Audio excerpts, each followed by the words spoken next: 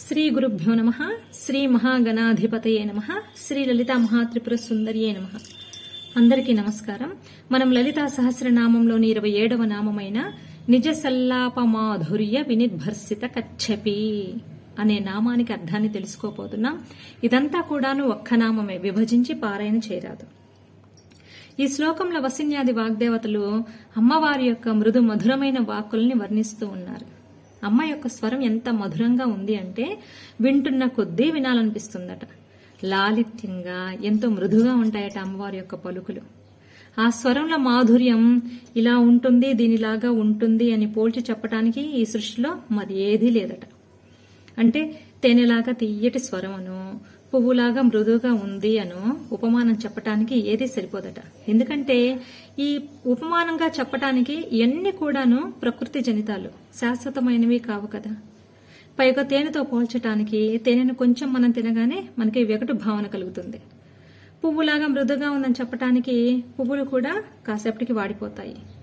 అశాశ్వతమైన వాటితోటి శాశ్వతమైన అమ్మవారిని ఎలా సరిపోల్చగలం? అమ్మ స్వరం హాయినిస్తుంది, ఊరటనిస్తుంది. ఆమె స్వరం ఇన్ని దేవతలు సైతం పరవశానికి లోనవుతారట. ఎలాగంటే ఒకనాడు అమ్మ కొలువులో ఆసీనురాలై ఉన్నారట. మిగిలిన దేవతలు, పరివార దేవతలు, మహర్షులంతా కూడా అమ్మ దగ్గరే కూర్చొని ఉన్నారట. సభ అంతా కూడా నిండుగా కలకల్లాడుతూ ఉన్నదట.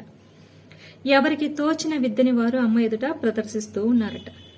అప్పుడు సరస్వతి అమ్మవారు తన చేతిలో వీణను తీసుకుని దానిని మీటుతూ సుస్వరంగా పరమశివుని యొక్క లీలలను కీర్తిస్తూ ఉన్నదట.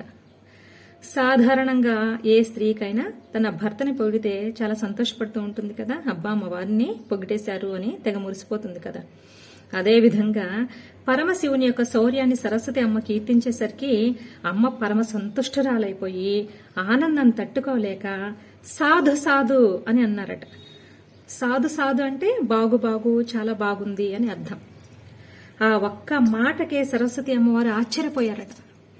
ఇంత చక్కని నీ పలుకుల ముందు నా వీణానాదం ఏ పాటిదమ్మా? వీణను మించిన పలుకులమ్మా నీవి అని సరస్వతి అమ్మ తన వీణ మీద వస్త్రం కప్పేసిందట. ఎవరైనా ఓడిపోతే వస్త్రం కప్పేసుకుంటూ ఉంటారు కదా, అలాగే తన వీణ ఓడిపోయింది అని సరస్వతి అమ్మ తన పైటనే వీణ మీద కప్పేశారట. సరస్వతి అమ్మ వీణ పేరే కచ్చపి. శ్లోకంలో వచ్చింది కదా, వినిర్భర్సిత కచ్చపి అని. ఎవరైతే నిత్య లలిత పారాయణని భావనతో చేస్తారో వారికి అమ్మ అమృత తుల్యమైనటువంటి గాత్రాన్ని ప్రసాదిస్తుందట. సృష్టిలో ఉన్న సమస్త విద్యలన్నీ కూడా సరస్వతీదేవి వీణ వల్ల వచ్చాయి.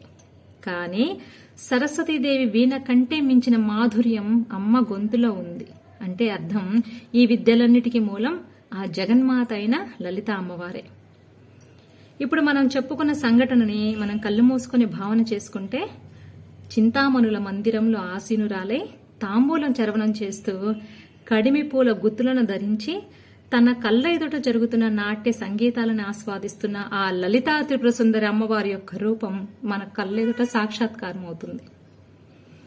ఇవి అనుభవపూర్వకంగా చెబుతున్న మాటలు, ఇందులో ఎటువంటి సందేహం లేదు.